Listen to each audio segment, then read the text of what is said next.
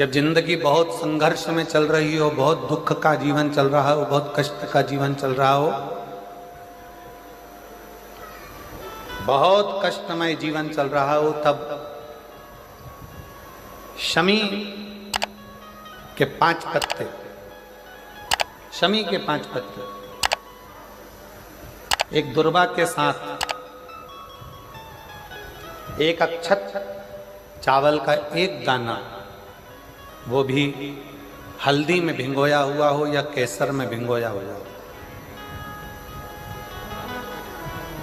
शमी पत्र 5, एक दुर्वा, एक चावल का दाना, जो दिल से हृदय से बेलपत्री के वृक्ष के नीचे पार्थिव लिंग का निर्माण कर कर मट्टी का शिवलिंग बनाकर प्रदोष काल में, मतलब शाम के समय पर शिवलिंग बनाकर उस पे जल चढ़ाकर, जो ये 5 शमी का पत्र, एक दुर्वा और एक चावल का दाना, अपनी कामना कर कर जो दुख चल रहा है बाबा से विनय कर कर एक एक पत्ता जब समर्पित कर दे, फिर एक दुर्वा समर्पित कर दे, फिर एक चावल का दाना समर्पित कर दे और बाबा का वहीं पर पुनः विसर्जन कर दे, 3 महीना तो जाने दो, 15 दिन के अंदर वो दुख कटता जरूर है, चाहे कोई भी दुख, किसी भी तरह का दुख क्यों नहीं। एक बेलपत्र के वृक्ष की परिक्रमा करने वाले को हजारों अश्वमेघ यज्ञ का फल प्राप्त हो जाता है, हजारों अश्वमेघ यज्ञ का फल प्राप्त हो जाता है। उसी तरह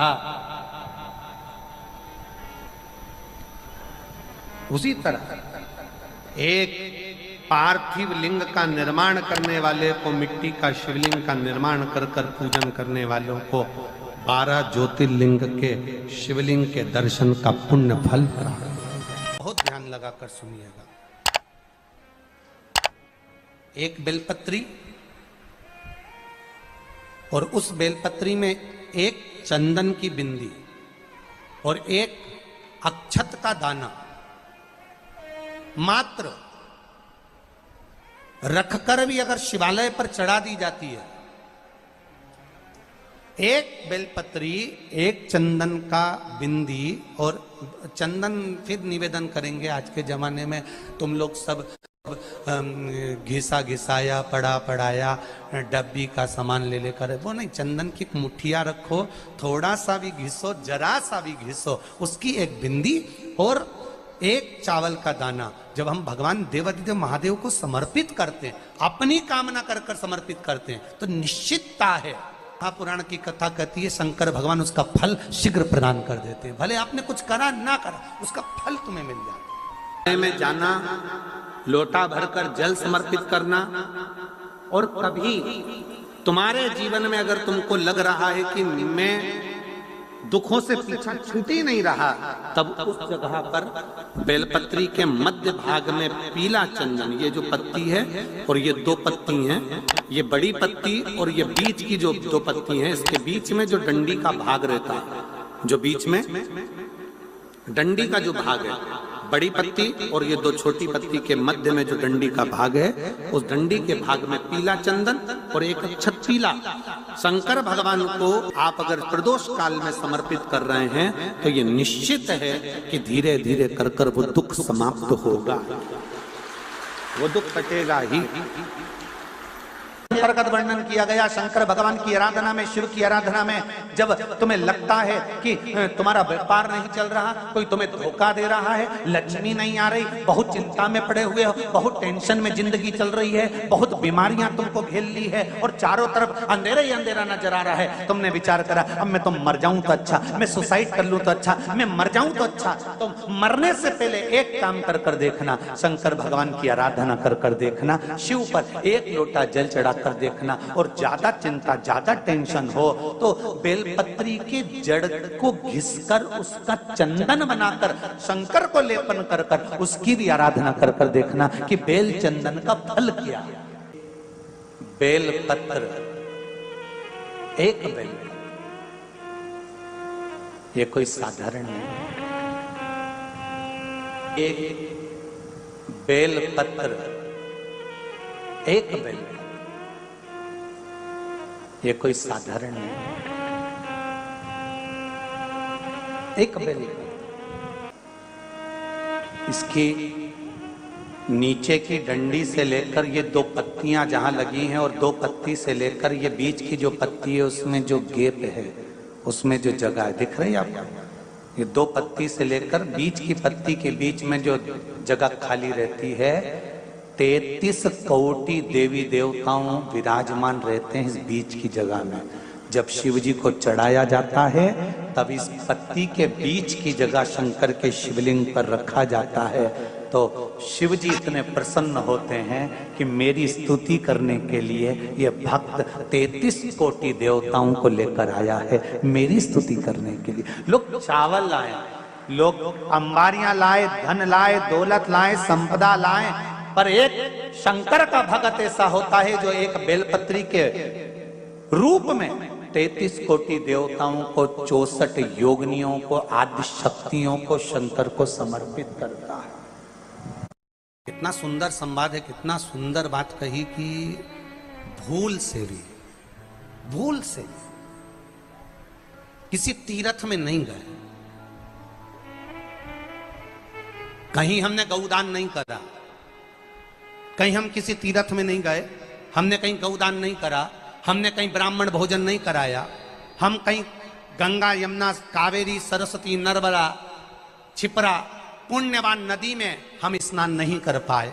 शिव महापुराण की कथा कहती है भूलवश भी अगर पिपलेश्वर या बटकेश्वर किसी शिवालय पर भूल से भी अगर एक लोटा जल चढ़ जाता है तो देव अधिदेव महादेव सारे तीर्थों का फल अपने आप प्रदान कर देते हैं। भूल से भी चढ़,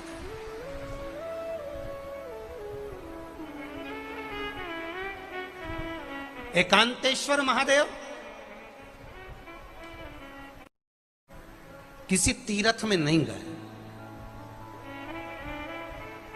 कहीं हमने गौदान नहीं करा, कहीं हम किसी तीर्थ में नहीं गए, हमने कहीं गौदान नहीं करा, हमने कहीं ब्राह्मण भोजन नहीं कराया, हम कहीं गंगा यमुना कावेरी सरस्वती नर्मदा छिपरा पुण्यवान नदी में हम स्नान नहीं कर पाए।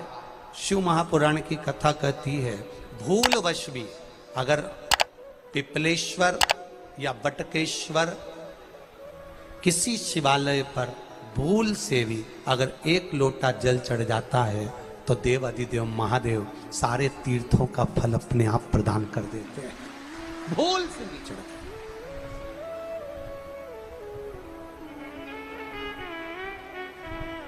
एकांतेश्वर महादेव जो कि एकांत में बैठा हुआ है, एकांतेश्वर महादेव अकेला बैठा है अलमस्त होकर।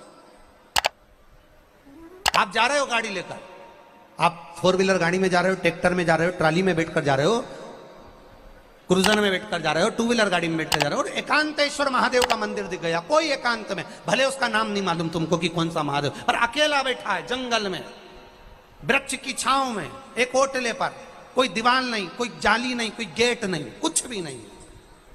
ये शिव मंदिर में जाकर एक लोटा जल समर्पित करती थी और शास्त्र कहता है कि शंकर के मंदिर में अगर एक लोटा जल कोई एक परिवार का व्यक्ति भी समर्पित कर रहा है तो समझ लेना कि वो अपनी 71 पीढ़ी को पार लगा रहा है। वो अकेला नहीं, 71 पीढ़ी को पार लगा रहा है। शिव महापुराण की कथा कहती है जब बच्चा गर्भ में आता है, माता के गर्भ में जब संतान आती है और माता के गर्भ में जब संतान रहती है, उस 9 महीने में स्त्री नारी अगर कहीं शंकर के मंदिर के सामने से निकल जाए या शिवालय का जल स्त्री को मिला हो या शंकर भगवान का कोई प्रसाद या शंकर भगवान का कोई नाम जाप या शंकर भगवान का कोई मंत्र जाप उस स्त्री के कानों में पहुंच जाए तो जो गर्भ में बच्चा होता है वो बच्चा शंकर की कथा तक या शिवालय तक उसको बिना बोले ही वो अपने आप चला ही जाता है, पहुंच ही जाता है। उस गर्भ में रहने वाले बच्चे को भगवान शंकर के मंदिर के सामने से भी कोई गर्भवती स्त्री निकल कर चली जाती है तो उसका भी फल उसको प्राप्त हो जाता है।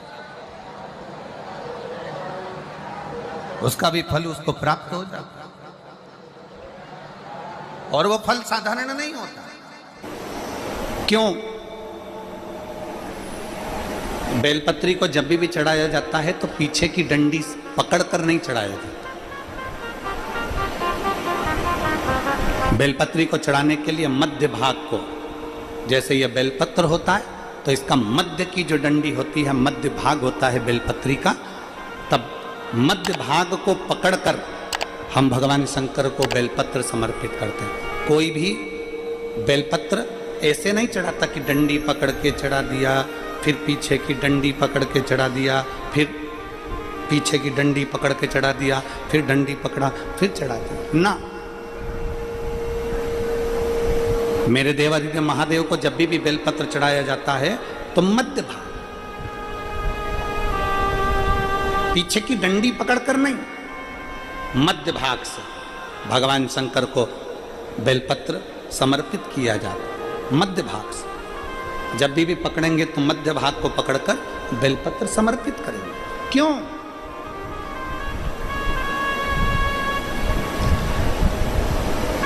क्योंकि हमने भगवान शिव को मध्य भाग पकड़कर इसलिए समर्पित करा कि ये केवल बेलपत्र का मध्य भाग नहीं है मेरे शंभू, मेरे हृदय के मध्य भाग को मैं आपके चरणों में समर्पित कर रही हूं। मेरा दिल, मेरा हृदय, मेरा चित्त मैं आपको दे रही हूं। मध्य भाग एक विश्वास के साथ दे रही हूं। इतनी सुंदर बात नंदी ने कही है। नंदी ने ये बात जो कही वो वास्तव में बड़ी सुंदर है कि मान लो यदि कोई कार्य तुम्हारा हो नहीं रहा और पूरी दुनिया में तुमने कर कर देख लिया, बहुत प्रयास कर कर देख लिया, तो भी वो कार्य अगर तुम्हारा नहीं होता, तो फिर एक काम करो कि शिव की स्तुति करो, शंकर की स्तुति, शंकर का गुणगान, शंकर की भक्ति, शंकर का स्मरण।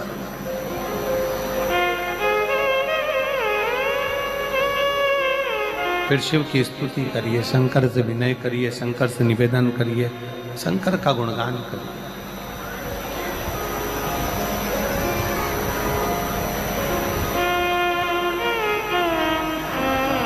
पर भगवान की भक्ति होती कब?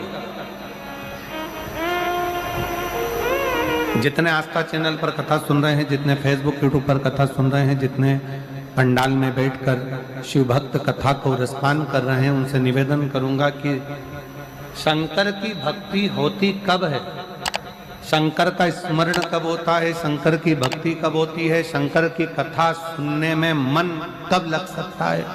जब अपने भीतर की अभिमत्ता, अपने भीतर का अहम, अपने भीतर का अहंकार, अपने भीतर की आसक्ति, अपने भीतर का काम, अपने भीतर की तृष्णा जब दूर हो जाए तो समझो कि आप शिव में मन लगा बैठे। कितने सारे लोग बैठे हैं यहाँ पर कथा में, सब पंडालों के अंदर लोग शिव भक्त बैठे हुए हैं। कई लोग ऐसे भी होंगे जिनका आकर बैठ तो गए पर दिल नहीं लगता। दो जल व्यक्ति के जीवन को बदलते। कितने जल? जम के बोलो जरा। दो जल। एक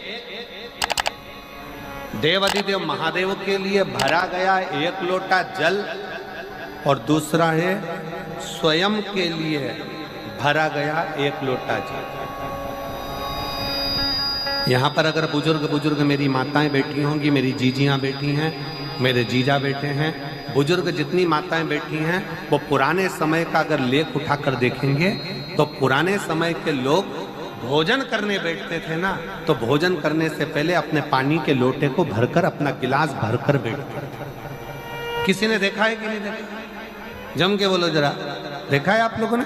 पुराने समय के लोग जब भोजन करने बैठते थे, पुराने समय के लोग जब भोजन करने बैठते थे तो अपना पानी का गिलास, अपना पानी का लोटा पहले भरकर आसन लग जाता था। बहू आसन लगा देती थी, बहू खाना बना देती थी, घर की पत्नी खाना बना देती थी, भोजन बना देती थी, घर के लोग भोजन दे देते थे। थाली कोई भी लगा कर ला कर दे, थाली कोई सजा कर ला कर दे, पर घर का जो व्यक्ति खाना खाने बैठता था, भोजन करने बैठता था, वो अपना पानी स्वयं भर कर बैठता था।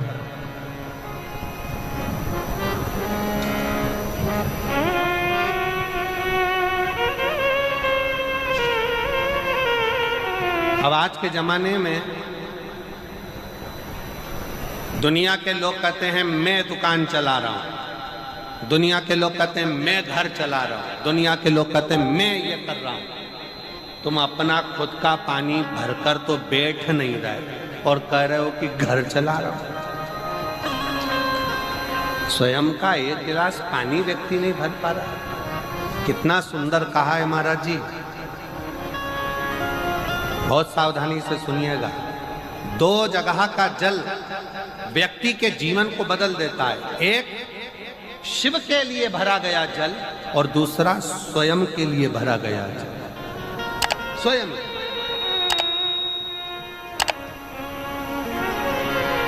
शंकर के मंदिर में जा रहे हो, एक लोटा जल अपने घर से भरकर लेकर चले जाओ और अपने घर में जब तुम भोजन करने बैठ रहे हो, जब तुम रोटी खाने बैठ रहे हो, भोजन करने बैठ रहे हो, भोजन ग्रहण करने बैठ रहे हो, जब तुम भोजन को ग्रहण करने के लिए बैठ रहे हो, तब अपने घर में जब तुम भोजन ग्रहण करने बैठ रहे हो तो एक लोटा जल या एक गिलास पानी भरकर बैठो। बहू अच्छी है, पानी भरेगी, मना नहीं है। बेटा अच्छा है, पानी भरेगा, मना नहीं है। पोता अच्छा है, पोती अच्छी है, नाती अच्छा है, पंती अच्छा है, घर में सब अच्छे हैं। तुम्हारी पत्नी भी अच्छी है, तुम खाना खाओगे तो वो पानी ला कर दे देगी। तुम्हारी बहू भी अच्छी है, तुम भोजन करोगे तो वो पानी ला कर दे देगी। तुम्हारा परिवार का हर व्यक्ति अच्छा है, तुम्हारा कहना मानता है। तुम जिमने बैठोगे, भोजन करने बैठोगे तो वो पानी ला कर देगा। पर शिव पुराण की कथा कहती है, जो व्यक्ति भोजन करते समय अपना जल स्वयं भरकर बैठता है, उसकी जिंदगी में से 3 रोग समाप्त हो जाते हैं। कितने रोग समाप्त हो जाते हैं? 3। पहला, अपना जल स्वयं भरकर बैठने वाले के घुटने का कभी भी डॉक्टर उसके घुटने बदलने का बोलेगा ही नहीं, घुटना बदल ही नहीं सकता। स्वयं का जल भरकर बैठे। दूसरे नंबर पर, जिसकी रीढ़ की हड्डी में कमर से लेकर कंधे तक जिसकी हड्डी में दर्द होता हो, या जो सुबह सुबह सोकर उठता हो और उसके कंधे दुखते हो या पीठ दुखती हो। दूसरे नंबर का रीढ़ की हड्डी का दर्द। और तीसरे नंबर का, डॉक्टर को दवाई खा खा कर परेशान हो गए और आधा सिर का रोग, भुकुटी, ये भौएं दुखती हो, सिर दुखता हो, ये कान के पास का दर्द होता हो, तो अपना भोजन करते समय अपना पानी स्वयं भर कर बैठो। आपको ये 3 रोग से मुक्ति अपने आप मिलना प्रारंभ होगा, अपने आप। अब किसी ने कहा, गुरुजी पत्नी पानी ला कर देती है, पति पानी ला कर देता है, बेटा पानी ला कर देता है, बहू पानी ला कर देती है, पोता पोती पानी ला कर देते हैं, नाती पंती पानी ला कर देते हैं, नौकर लगे घर में वो पानी ला कर देते हैं, सेवादार लगे घर में वो पानी ला कर देते हैं, तो हमको पानी लाना क्यों जरूरी है?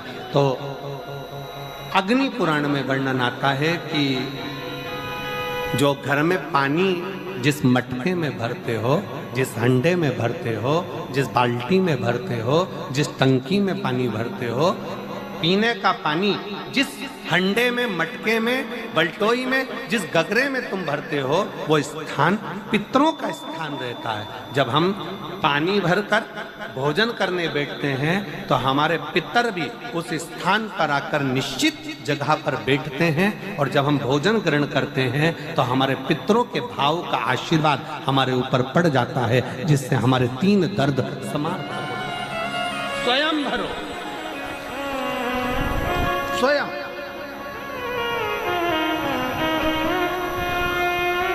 अब आज का जमाना इतना विचित्र है कि नौकर चाकर, परिवार, घर इतना बड़ा हो गया। आज के ज़माने में कोई सोफे पे से उठना पसंद नहीं करता, वहीं से आवाज़ लगा देते हैं, ला मेरा भोजन लगा दे, रोटी लाओ।